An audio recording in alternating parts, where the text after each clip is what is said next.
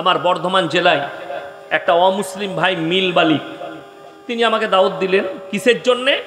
রমজান মাসে যত ধান পাটি আছে পশ্চিমবাংলার তিনি দাওয়াত দিয়েছেন, ইফতারি করাবেন, রাত্রে খানা খাওয়াবেন। আমাকে বললে খাসিগুলো জবাই করে দিন। আমি সকালে জবাই করে দিলাম, গিয়ে রাত্রে তার ওখানে নামাজ হবে, এশার নামাজ আর তারাবি। আমাকে দায়িত্ব দিল, আমি গেলাম। তো সেই মালিক বলছে যে স্যার আমি তো মক্কার নামাজ দেখি, তারাবি, তো আমার ইচ্ছা আমি আপনার পেছনে দাঁড়াবো। আমি বললাম শরীয়ত আপনাকে সম্মতি দেয় না, আপনি দাঁড়াতে পাবেন কালমাটা পড়লেন, আপনি দাঁড়াতে পাবেন কালমা পড়লেন, পবিত্রতা আনতে হবে। नमाज़े दाड़ानोर आगे जगह का पाक होना, बदन का पाक होना, कपड़ा का पाक होना। তোমার কাপড়টা পবিত্র হতে হবে, তোমার শরীরটা পবিত্র হতে হবে, তুমি যে জায়গায় নামাজ পড়ছো নামাজটা পবিত্র হতে হবে। বলে আমি বসে শুনতে পারি, আমি বসে দেখুন আমরা কিভাবে নামাজ পড়ি, আপনি দেখতে থাকুন, অসুবিধা নেই। কিন্তু দুঃখের বিষয় আজকে মুসলমান এটাই বুঝে না। ইব্রাহিম আলাইহিস সালাতু ওয়াস সালাম তিনি তিনার আব্বাজানকে দাওয়াত দিয়েছেন কি বলে? ইব্রাহিম নবীর বাপের তিনটা কাজ ছিল, এই আমার মুসলমান যুবক যুবতী ভাইরা শুনেন, তিনটা কাজ: মূর্তি তৈরি করা, মূর্তি বিক্রি করা, আর মূর্তির উপাসনা করা। ইব্রাহিম আলাইহিস সালাতু ওয়াস সালাম নিজের আব্বাজানকে দাওয়াত দিলেন কি বলে? ইজ ক্বালা লিআবিহি ইয়া আবাতি লিমা তা'বুদু মা লা ইয়াসমাউ ওয়া লা ইউবসিরু ওয়া লা ইউগনি আনকা শাইয়্যা।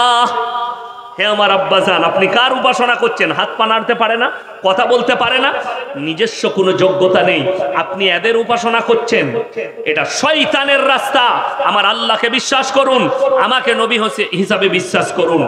রওয়ায়েতে আছে কোরআনে, কিয়ামতের দিনে ইব্রাহিম নবীর বাপ আব্বাজান বীর্য আকারে রক্ততে লুটোপুটি খাবে। ইব্রাহিম নবী আল্লাহকে বলবেন, আল্লাহ আমি আমার আব্বাজানের সম্পর্কে আপনার সাথে কিছু কথা বলতে চাই।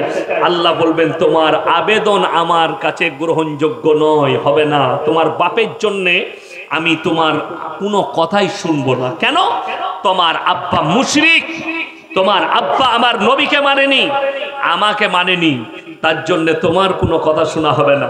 আমার বন্ধুগণ, আমাদের দেশের অনেক মুসলমান, অনেক গুমরা, অনেক অশিক্ষিত, তেনারা আমাদিকে বলছে মৌলবীরা মাদ্রাসা ছাপ, এরা কি জানে, স্কুলে যায়নি আর বোকা, আমি ইংলিশ মিডিয়ামেও পড়েছি, আমি স্কুলেও গেছি, তোরা আমাদের সম্পর্কে জানিস না।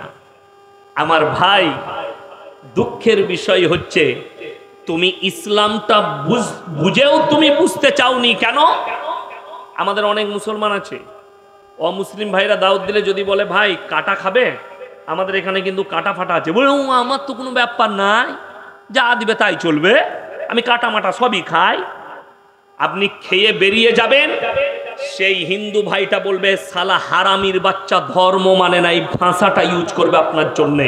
আর আপনি যদি বলেন ভাই আমি কিন্তু খুব ধার্মিক, আল্লাহকে মানি, আমাদের ইসলাম ধর্মে কাটাটা হারাম, মদ হারাম, অবৈধ জিনিসটা হারাম, এগুলো আমাদের চলে না, আপনার পেছনে বলবে লোকটা ধার্মিক, লোকটা দারুণ ভালো লোক, ধর্মের ওপরে বিশ্বাস করে চলে। আর যে বলবে আমি কিচ্ছু মানি না, আমি আমার জীবনের একটা ঘটনা বলি। বোলপুর শান্তিনিকেতনের নাম শুনেছেন?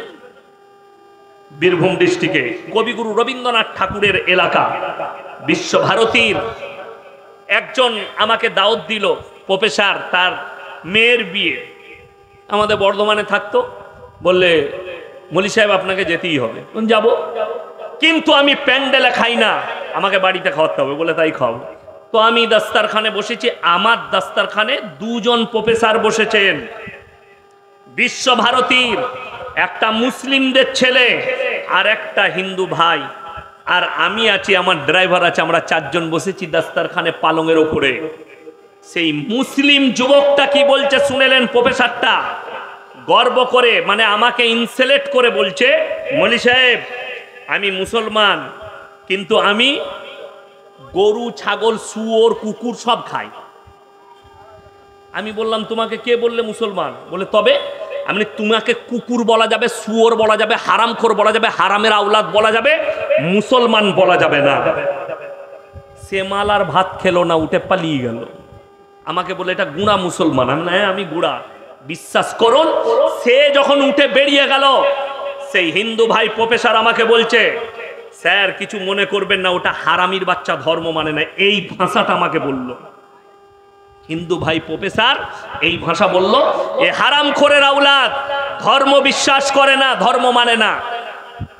আপনি কিছু মনে করবেন না। উনি প্রফেসর তো, খারাপ লাগলো, মুসলিমদের ছেলে, মানে মুসলমানই নয়। কে বললো মুসলমান? মোটেই মুসলমান বলবেন না। ও কুনো নয়, না ঘাটকা না ঘর কা, ধোবি কা কুত্তা হ্যায় ও, কিধর কা ভি নেই। বড় কষ্ট লাগে। কেন? এই মুসলমানকে দুটো জিনিস সব সময় ভাবতে হবে। আমার জন্য, আপনার জন্য, আপনি যখন নিজেকে ঈমানওয়ালা দাবি করেছেন, কালমাওয়ালা দাবি করেছেন, রাসূলের উম্মত দাবি করেছেন, আপনাকে সব সময় দুটো জিনিস মাথায় রাখতে হবে, একটা হারাম, একটা হালাল। হারামটা আপনার জন্য অ্যাভয়েড করতে হবে, হালালটাকে আপনাকে গ্রহণ করতে হবে।